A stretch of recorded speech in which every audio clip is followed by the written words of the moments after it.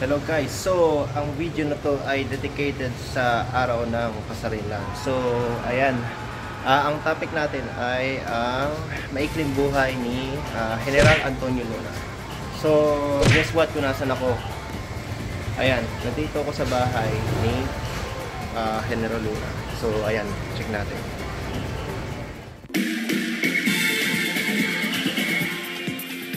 So, ayan, mag-upisa tayo dito. Ayan. So, pinark ko lang yung bisikleta ko dito.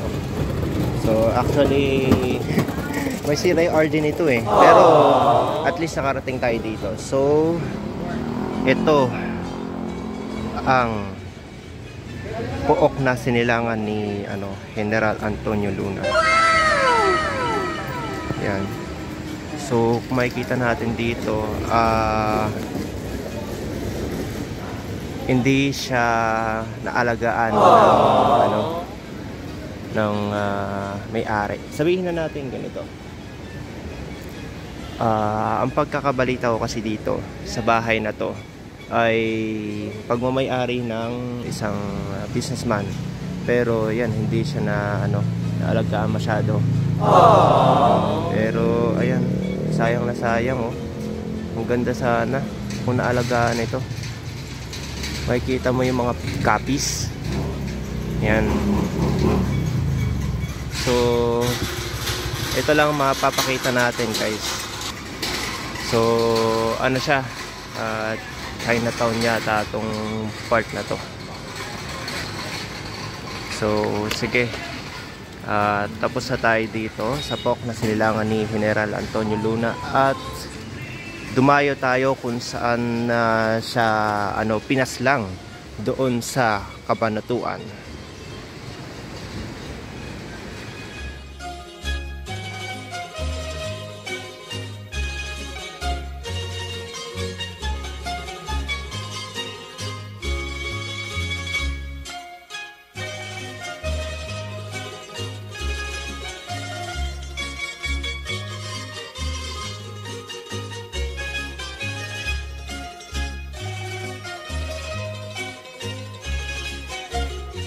Hello guys, so ngayon nandito nga pala kami ni Ian sa sa Arco ng Nueva Ecija. So bakit kami nandito? Dahil may pupuntahan kami. So according to history, dito namatay sa Kabanatuan si Antonio Luna. So magpumunta kami dun sa sa plaza kung saan namatay si Antonio Luna. Ayun guys, so nandito ngayon ako sa sa Plaza Lucero kung saan assassinate si General Antonio Luna. So nandito na ako sa Kabanatuan, yon kung saan pinatay ng mga kapitenyo ang pinakamagaling na general noong 1899. So alika, katabi lang siya ng ng katedral ng Kabanatuan. Yan. Ang daming mga picture dito.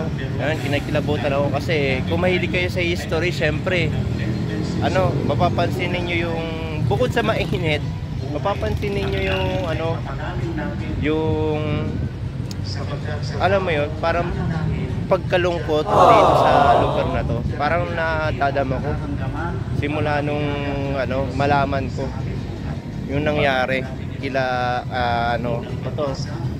kay Paco Roman. Di yan, si Paco yata yung yung isa sa namatay na tagasunod ni Luna.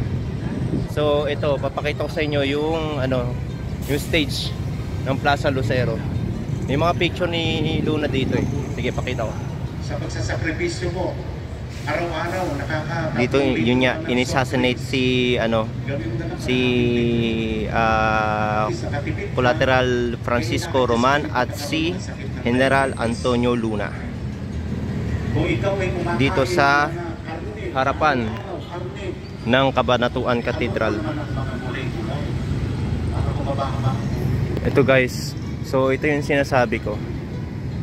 Yan. Yan yung mga litrato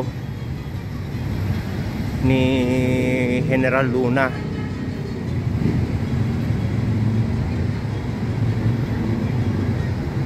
Sa katunayan, hindi ko yan nakita sa ano eh, sa Google, yung mga ganitong litrato. Ang ganda niya. Parang nararamdaman ko yung litrato, parang nandito ako sa parting ano, parting litrato. Yung scene dun sa litrato na yun, parang nandun ako. So, ayan, tumingin ngayon tayo dito sa kabila. Sapagkat dito, ayan, ito yung litrato rin. Ayan, kabilang litrato na may mga Amerikano din. Tapos yung Cabanatuan Station, makikita ninyo dun. Ayan. So okay, balik tayo dito. So si Ian nandun sa part na yun. Ayan, nag-aano kami, almost 100 kilometers din from Bocaue, Philippine Arena, papunta dito sa ano, Cabanatuan, ano, sa death place ni ano, ni General Antonio Luna. So ayan, ito namang ano, cathedral ay hindi talaga ito yung itsura niya. Napakasimple na lang itsura ng ano, Cabanatuan Cathedral. So ipapakita ko sa screen dito yung litrato.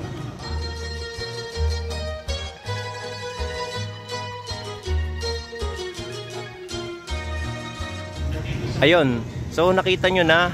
At ito napansin ko, ayan si Pedro Paterno, yung taksil na bayani. Ngayon naman, yun nandito, yung magaling na alagad ni ano, ni Antonio Luna, si Paco Roman. Ngayon, dito sa pangatlo pala, si Apolinario Mabini, ang utak.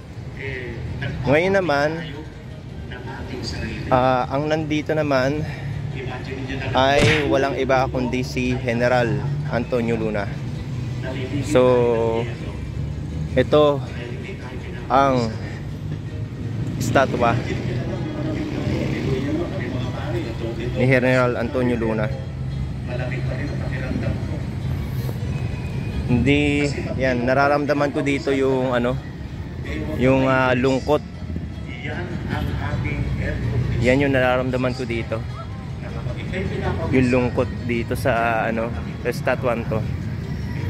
Sapagkat ang nakakalungkot lang dito, yun nga, mismong ano, sa kamay ng Pilipino namatay si Antonio Luna, hindi sa kamay ng mga mananakop na Amerikano.